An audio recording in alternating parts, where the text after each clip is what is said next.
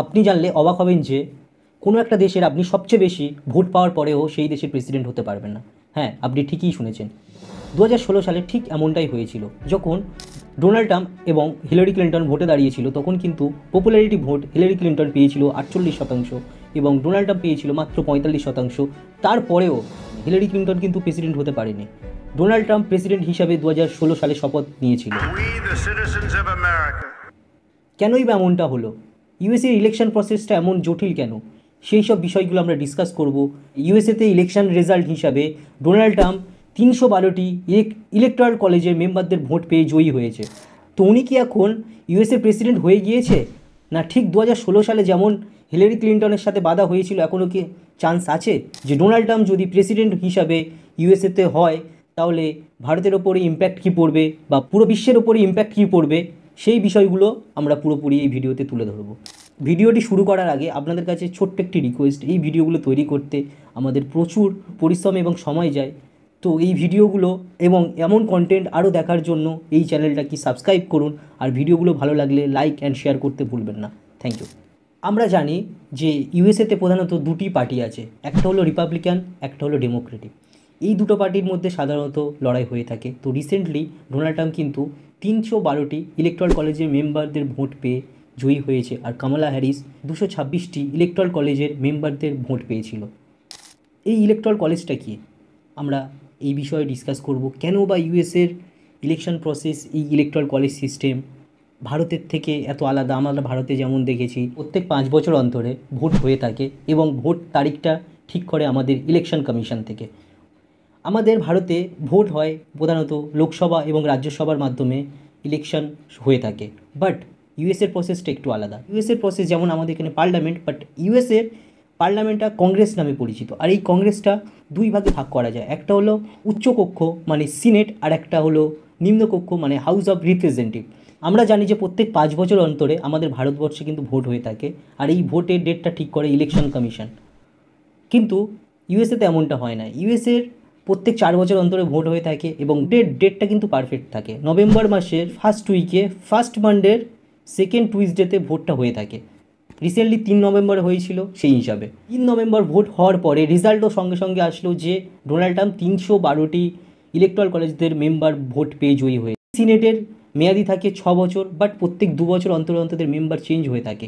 But অন্যদিকে যদি আমরা দেখে থাকি হাউস অফ রিপ্রেজেন্টেটিভ, এরা কিন্তু 2 বছর অন্তরে চেঞ্জ হয়ে থাকে, আর 2 বছর অন্তরে প্রত্যেকবারে ভোট হয়ে থাকে। এই প্রসেসগুলো টোটালি কিন্তু এমনি চেঞ্জ হয় না। প্রেসিডেন্ট সিলেকশন, সিনেট সিলেকশন এবং হাউস অফ রিপ্রেজেন্টেটিভ সিলেকশন ইউএসের জনগণের মাধ্যমেই কিন্তু হয়ে থাকে। যেমন আমাদের ভারতবর্ষে লোকসভাটা আমাদের মাধ্যমে হয়ে থাকে, কিন্তু রাজ্যসভার মেম্বাররা ওদের নিজেদের মধ্যে পলিটিশিয়ান পার্টিরা ঠিক করে। আমরা নিজেরাও জানি না যে আমাদের প্রেসিডেন্ট কে হয়ে থাকবে, কিন্তু ইউএসএতে এমনটা হয় না। ইউএসএর ওরা জানে যে ওদের প্রেসিডেন্ট কে হবে। যেমন ডোনাল্ড ট্রাম্পকে ওরা ভোট দিয়ে পপুলারিটি ভোটে জয়ী করেছে। এবারে আমরা জানবো ইলেকটরাল কলেজ। ইলেকটরাল কলেজটা কি? এটা কিন্তু একটা নর্মাল কলেজ নয় যেমন আমরা কলেজে গিয়েছিলাম। ইলেকটরাল কলেজ হলো একটা গোষ্ঠী। এটা হলো সিনেট, যেটা আগে বলেছিলাম, অ্যান্ড হাউস অফ রিপ্রেজেন্টেটিভ, এই দুটোকে একসাথে বলা হয় ইলেকটরাল কলেজ। এই ইলেকটরাল কলেজের মাধ্যমেই নির্বাচন হয় প্রেসিডেন্ট, আর এটাই বলা হয় ইলেকটরাল কলেজ সিস্টেম। আমরা ডিটেলসে বলবো। টোটাল আমরা ইউএসএ 50টা স্টেট জানি। আপনারা জেনে থাকবেন যে ইউএসএর ফ্ল্যাগে টোটাল 50টা স্টার রয়েছে। ওটাই হলো ইউএসএর 50টা স্টেটকে রিপ্রেজেন্ট করছে। ইউএসএতে সবচেয়ে শক্তিশালী ব্যক্তিরা হলো এই ইলেকটরাল কলেজের মেম্বাররা। এই মেম্বার সিলেকশন কি করে হয়? যেমন আগেও বলেছিলাম যে জনগণ এদেরকে ভোট দিয়ে ইলেকশন মাধ্যমে এদেরকে নির্বাচন করে। আমরা জানি যে ইউএসএতে টোটাল ইলেকটরাল কলেজের সংখ্যা হলো 535টি। এটাকে আমরা ব্রিফলি ডিকোড করব কিভাবে আসে। ফার্স্ট জানবো সিনেটের সংখ্যা কত। সিনেটের সংখ্যা হলো টোটাল 100টি। ইউএসএতে টোটাল 50টা স্টেট আছে, তো প্রত্যেকটা স্টেটকে সিনেটের সংখ্যা 2টো করে দিতেই হবে। এটা হলো ইউএসএর রুলস। এবারে আসবো আমরা house of representative. House of রিপ্রেজেন্টেটিভের সংখ্যা টোটাল 435টি। এই 435টি মেম্বারের সংখ্যা কী করে পাচ্ছি? যেমন সিনেটে 2টো করে দেওয়া হয়েছিল, এখানে কিন্তু এমনভাবে দেওয়া হয়নি। ইউএসএতে 50টা স্টেট আছে, 50টা স্টেটের পপুলেশন আলাদা। যেমন আলাস্কাতে পপুলেশনের সংখ্যা সবচেয়ে কম, সেই হিসাবে ওখানে ইলেকটরাল কলেজের মেম্বারদের সংখ্যা কম, এবং ক্যালিফোর্নিয়াতে পপুলেশনের সংখ্যা অনেকটাই বেশি বলে ওখানে ইলেকটরাল কলেজদের মেম্বার সংখ্যা অনেকটা বেশি। এক্সাম্পল হিসাবে আমরা যদি ডিটেলসে আরও বলি, ক্যালিফোর্নিয়াতে টোটাল ইলেকট্রাল কলেজের সংখ্যা আছে 55টি। এই 55টির মধ্যে আপনারা গেস করতে পারছেন, আমি আগেও বলেছিলাম সিনেট মিনিমাম দুটো দিতে হবে, তো দুটো আছে সিনেট এবং রিমেনিং 53 মানে 53টা আছে হাউস অফ রিপ্রেজেন্টেটিভ। ঠিক এইভাবে আমরা আলাস্কার দিকে চলে যাই। আলাস্কার কিন্তু আয়তনে অনেকটা বড় হলেও ওখানে পপুলেশনের সংখ্যা অনেকটাই কম, তাই সেই জন্য ওখানে টোটাল 3জন ইলেকট্রাল কলেজের মেম্বার আছে, দুটো আছে সিনেট আর একটা আছে হাউস অফ রিপ্রেজেন্টেটিভ। আর একটা ইন্টারেস্টিং ফ্যাক্ট আপনারা জানলে অবাক হবেন, আমাদের ভারতে প্রত্যেকটি ভোটারদের মূল্য কিন্তু এক সমান, বাট ইউএসএদের ভোটারদের মূল্য এক নয়। কোনো একটি রাজ্যের ভোটারদের অনেকটা বেশি মূল্যবান হিসাবে আমরা জানি, আর কোনো একটি রাজ্যে ওরা ফোকাস করে না টোটালি কোনো পার্টি, কারণ ওরা সেই সব স্টেটগুলো সেফ স্টেট হিসাবে জানে। সেটা আমরা আরও ডিটেলসে জানবো কীভাবে হয়, কেনই বা ইউএসএর মানুষদের ভোটের মূল্য আলাদা আলাদা। কারণটি হলো, ধরুন ক্যালিফোর্নিয়াতে টোটাল জনসংখ্যা আছে অলমোস্ট 3,92,00,000 মতো, তো সেখানে ওদের ইলেকট্রাল কলেজের মেম্বারদের সংখ্যা 55টা। তো এখানে ক্যালকুলেশন করে দেখলে আমরা জানতে পারবো যে পার মেম্বার পিছু ওদের দেশের মানুষদের রিপ্রেজেন্টেটিভদের সংখ্যা অনেকটাই কম। অন্যদিকে আলাস্কাতে যদি দেখে থাকি, টোটাল পপুলেশনের সংখ্যা ওখানে অলমোস্ট 7 লাখ আছে, টোটাল হাউস অফ রিপ্রেজেন্টেটিভ ওখানে একটা আর সিনেটের সংখ্যা দুটো। সেই হিসাবে আমরা যদি ক্যালকুলেশন করে দেখি, ওখানদের মেম্বার এবং পপুলেশন হিসাবে ওদের অনেকটাই প্রভাব রয়েছে। সেই হিসাবে আলাস্কার পপুলেশনের ওদের ভোটের মূল্য অন্যান্য স্টেটের থেকে অনেকটাই বেশি হিসাবে আমরা ধরতে পারি। এবারে আমরা জানবো ইউএসএর সবচেয়ে ক্রিটিসাইজ প্রসেস, এবং আপনি জানলে অবাক হবেন যে এটা সম্ভব। হ্যাঁ, ঠিকই শুনেছেন, যেটা 2016 সালে হিলারি ক্লিন্টনের সাথে হয়েছিল। কি সেটি হলো winners take all. Winners take অলটা কী? ধরুন আমাদের রাজ্য পশ্চিমবঙ্গ, এখানে টোটাল যেমন বিজেপিও আছে টিএমসিও আছে। বিজেপি যত সংখ্যা ওরা আসন পাবে সেটা কিন্তু ওদের থাকবে, আর টিএমসি যত সংখ্যা আসনে জয়ী হবে সেগুলো কিন্তু ওদের থাকবে। বাট ইউএসএ এমনটা হয় না। ইউএসএতে ধরুন কোনো একটা স্টেটে, এক্সাম্পল ক্যালিফোর্নিয়াতে টোটাল 55টা আমি বলেছিলাম যে ইলেকট্রাল কলেজদের মেম্বারদের সংখ্যা রয়েছে, এবং দুটো পার্টি আছে, একটা হলো রিপাবলিকান, একটা হলো ডেমোক্রেটিক পার্টি। এই ইলেকট্রাল কলেজের মেম্বাররা প্রেসিডেন্ট নির্বাচনের সময়, ধরুন রিপাবলিকান পার্টি থেকে ডোনাল্ড ট্রাম্প 30টি ভোট পেল মেম্বারদের, আর সেখানে কামালা হ্যারিস পেল মাত্র 25টি।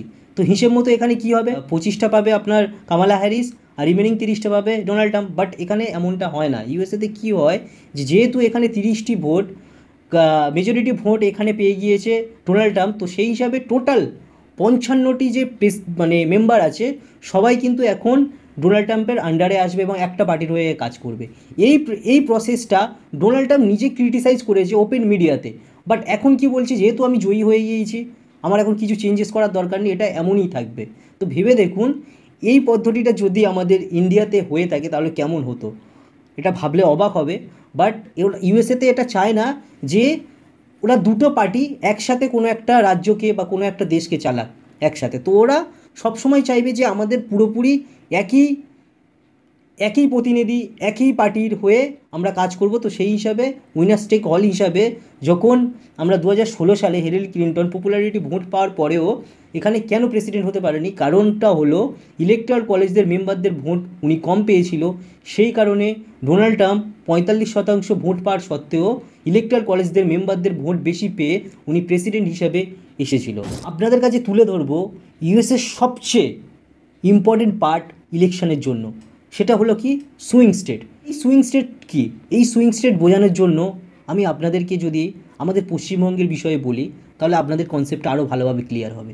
কিভাবে আছে, ধরুন আমাদের পশ্চিমবঙ্গে, দক্ষিণবঙ্গে টিএমসি পার্টি, আমরা জানি যে কোন কোন জেলাতে টিএমসি পার্টি জিতবে, মোরাললেস আমরা সবাই জেনে থাকি। তো সেই হিসাবে উত্তরবঙ্গেও আমরা জানি যে বিজেপি পার্টি জিতবে। সেরকম ইউএসএতে টোটাল 50টি স্টেট আছে। 50টি স্টেটের মধ্যে রিপাবলিকানরা জানে যে সেই সব স্টেটে ওরা অলরেডি জিতবে, তো সেই সব স্টেটে ওরা অলরেডি প্রমোশনও করতে চায় না।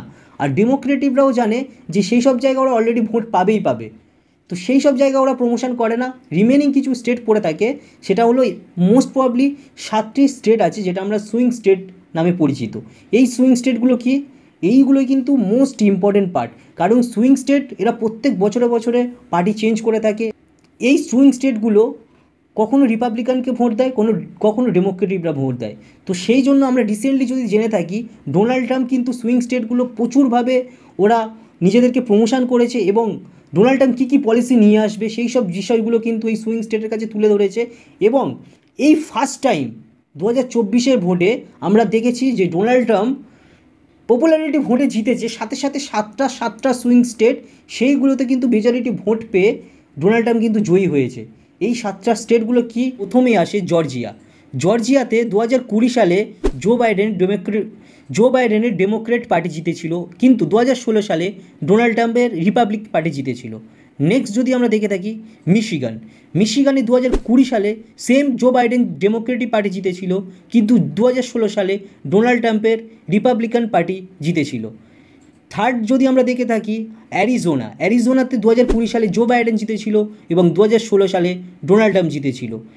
তারপরে যদি আমরা দেখে থাকি নেভাডা 2020 সালে জো বাইডেন জিতেছিল এবং 2016 সালে হিলারি ক্লিন্টন ডেমোক্রেটিক পার্টি থেকে জয়ী হয়েছিল।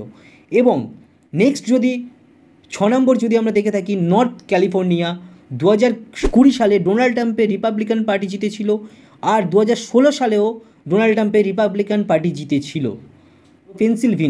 পেনসিলভেনিয়াতে 2020 সালে জো বাইডেনের ডেমোক্রেট পার্টি জিতেছিল আর 2016 সালে ডোনাল্ড ট্রাম্পের রিপাবলিকান পার্টি জিতেছিল। উইসকনসিন 2020 সালে জো বাইডেনের ডেমোক্রেটিক পার্টি জিতেছিল আর 2016 সালে ডোনাল্ড ট্রাম্পের রিপাবলিকান পার্টি জিতেছিল। কেনই বা এই স্টেটগুলো প্রত্যেক বছরে বছরে এদের চেঞ্জেস হয়ে থাকে? কারণ প্রত্যেকটি পার্টির কিন্তু আলাদা আলাদা ওদের এজেন্ডা, আলাদা আলাদা পলিসি নিয়ে আসে। তো প্রত্যেকটা স্টেটের পপুলেশন ওরা জানতে চায় যে আমাদের জন্য কি করবে, কোন পলিটিক্স কি করবে। যেমন আমরা যদি জেনে থাকি ডেমোক্রেটিক পার্টিরা এরা কিন্তু বেসিক্যালি হেলথ কেয়ার, এডুকেশন, এনভায়রনমেন্টের ওপরে তুলে ধরে। অন্যদিকে আমরা রিপাবলিকান পার্টি যদি দেখে থাকি, রিপাবলিকান পার্টি কিন্তু ট্যাক্সে কমানোর জন্য এরা তুলে ধরছে। সাথে সাথে আমেরিকা ফার্স্ট সবসময় ডোনাল্ড ট্রাম্প আমরা দেখে এসেছি, ডোনাল্ড ট্রাম্পের পলিসি হলো আগে আমেরিকা তারপরে অন্যান্য জিনিস তুলে ধরবো। কিন্তু ডেমোক্রেটিভরা ওরা ইউএসএ তো তুলে ধরে, সাথে সাথে ওয়ার্ল্ডের প্রত্যেকটা জায়গায় কোথায় কী হচ্ছে সেটাও কিন্তু নজর রাখে। তো সেই জন্য এই সুইং স্টেটগুলো প্রত্যেক বছরে এদেরও মাথা চেঞ্জেস হয়ে থাকে যে আমরা কোন পার্টিকে তুলে ধরবো। রিমেনিং স্টেটগুলোতে বোথ পার্টি কিন্তু জানে যে এই স্টেটগুলো ওরা অলরেডি জিতবে। যেমন আমরা যদি দেখে থাকি এই ম্যাপে নীলগুলোতে ডেমোক্রেটিভরা মানে 226টি ইলেকট্রাল কলেজের মেম্বারদের ভোট পাবে। সাথে সাথে লালগুলোতে রিপাবলিকান পার্টি জিতবে, সেটা কিন্তু ওরা জানেই। 219টি টোটাল ইলেকট্রাল কলেজদের ভোট পাবে, যেটা 2024 সালে হয়েছে। বাট উইন হতে এদের লাগে 270টি ভোট। 270টি ইলেকট্রাল কলেজদের মেম্বারের ভোট যদি পাবে তাহলে সে প্রেসিডেন্ট হবে। তো সেই জন্য 2024 সালে ডোনাল্ড ট্রাম্প সেফ স্টেটের ভোট পেয়েছে, সাথে সাথে যে 7টা সুইং স্টেট আছে, সুইং স্টেটের ইলেকট্রাল কলেজের মেম্বার ভোট পাওয়ার কারণে হিউজ মার্জিনে কিন্তু ডোনাল্ড ট্রাম্প জয়ী হয়েছে। এটা 20 বছরের ফার্স্ট টাইম এমনটাই হলো যে কোনো একটি প্রেসিডেন্ট পপুলারিটি ভোট আর সাথে সাথে ম্যাক্সিমাম ইলেকট্রাল কলেজদের মেম্বারদের ভোট পেয়ে কিন্তু জয়ী হয়েছে। এটি হিস্ট্রি ক্রিয়েট করেছে ডোনাল্ড ট্রাম্প। এই হিস্ট্রি ক্রিয়েটের পিছনে কিন্তু একটা বড় হাত রয়েছে। সেটি হলো বিশ্বের সবচেয়ে ক্ষমতাশালী ব্যক্তি এলন মাস্ক কিন্তু ওপেনলি ডোনাল্ড ট্রাম্পকে সাপোর্ট করছে, সেটা কিন্তু মিডিয়ার সামনেও তুলে ধরেছে। কারণ এর পিছনে কিন্তু আমি আগেও বলেছি কর্পোরেট ট্যাক্স এখন 20% আছে, সেটা 15% আসবে। তো সেই জন্য এলন মাস্ক নিজের প্রফিট দেখার জন্য ডোনাল্ড ট্রাম্পকে ফুল সাপোর্ট করছে। এখানে কিন্তু আমরা ভারতের সাথে একটা রিলেট করতে পারি। ভারতে কিন্তু আমরা জানি যে মোদি প্রেসিডেন্ট হিসাবে, পিএম হিসাবে আমাদের সামনে আছে, কিন্তু পিএমের পিছনে কোন কোন কোম্পানি যেমন আদানি থেকে শুরু করে রিলায়েন্স কোন পার্টিকে এরা সাপোর্ট করে আমরা কিন্তু জানতে পারি না। কিন্তু ইউএসএতে সবাই কিন্তু সেলিব্রিটি থেকে শুরু করে বিজনেসম্যান পর্যন্ত যে ওরা কোন পার্টিকে, ডেমোক্রেটিক পার্টিকে ওরা সাপোর্ট করে না রিপাবলিকান পার্টিকে সাপোর্ট করে, সেটা কিন্তু ওপেনলি বলে। কারণ ওদের কাছে পুরোপুরি জিনিসটা ক্লিয়ার থাকে এবং সাপোর্টও করে সেইভাবে, কারণ ওদের কাছে প্রত্যেকটা প্রেসিডেন্টের কাছে আলাদা আলাদা রুলস এবং রেগুলেশন থাকে, সেটা ওপেন ব্যাটেলে ওরা ডিসকাস করে থাকে। সেটা কিন্তু খুব ইন্টারেস্টিং পার্ট। আমরা দেখছি যে 3 নভেম্বর ডোনাল্ড ট্রাম্প জিতে গিয়েছে, প্রেসিডেন্ট হয়ে গিয়েছে না, এখনও কিন্তু হয়নি, এখনও প্রসেস বাকি আছে। যেমনটি ইউএসের ইলেকশন প্রসেসটা অনেকটাই বড়, এদের ভোট হয়ে গিয়েছে, ভোট দিয়ে দিয়েছে জনগণের মাধ্যমে ইলেকট্রাল কলেজদের মেম্বাররা জিতে গিয়েছে। তারা কিন্তু ভোট দেবে মিড ডিসেম্বরে দেখতে পাবো মিড ডিসেম্বরে ফাইনাল যে ইলেকট্রাল কলেজদের ইলেকট্রাল কলেজের মেম্বাররা ভোট দেবে এবং জানুয়ারিতে কিন্তু ফাইনাল প্রেসিডেন্ট হবে ডোনাল্ড ট্রাম্প। এটা হতেও পারে, নাও হতে পারে। 99% চান্স আছে যে ডোনাল্ড ট্রাম্প প্রেসিডেন্ট হিসাবে আসবে, যদি কোনো প্রবলেম না হয়ে থাকে। লাস্ট আমরা ডিসকাস করব যে ডোনাল্ড ট্রাম্প যদি প্রেসিডেন্ট হিসাবে আসে তাহলে আমাদের ভারতের ওপরে ইম্প্যাক্ট কী পড়বে।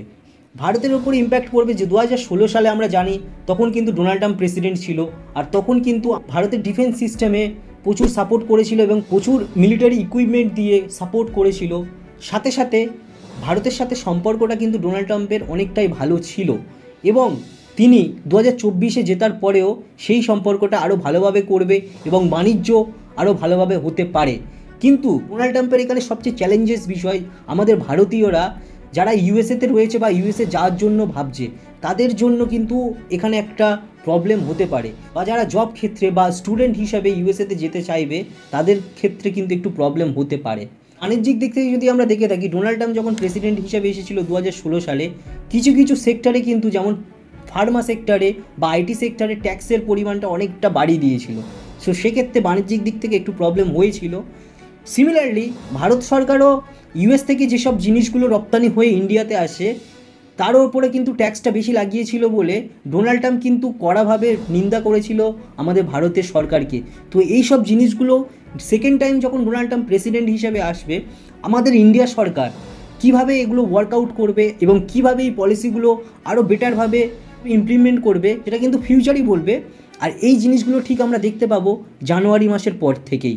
জানুয়ারি মাসে যখন ডোনাল্ড ট্রাম্প শপথ নিয়ে ইউএসের প্রেসিডেন্ট হিসেবে আসবে তখনই এই বিষয়গুলো দেখতে পারবো।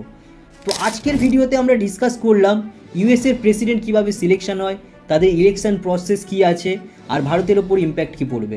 ভিডিওটি যদি আপনাদের ভালো লেগে থাকে আর এই ধরনের কন্টেন্ট যদি আপনারা আরও দেখতে চান তো মেক শিওর কি চ্যানেলটাকে আপনারা সাবস্ক্রাইব করুন।